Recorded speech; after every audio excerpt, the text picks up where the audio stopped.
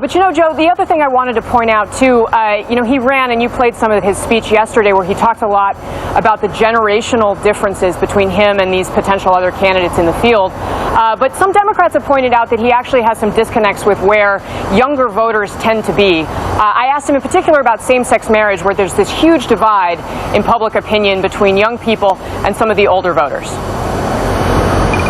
I want to ask you about, you did your speech yesterday, lots about generational change.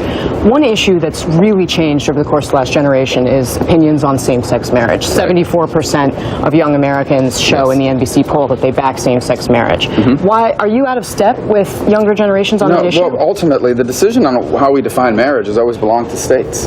And if, in fact, as the polls indicate, a growing number of Americans believe that marriage between two individuals of the same sex should be legal, then they can petition their state legislatures and change their state laws. And in fact, I suspect you'll see that happen. It's already begun to happen.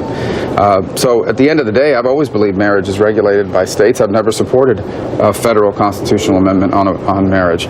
But so that's why we live in a republic.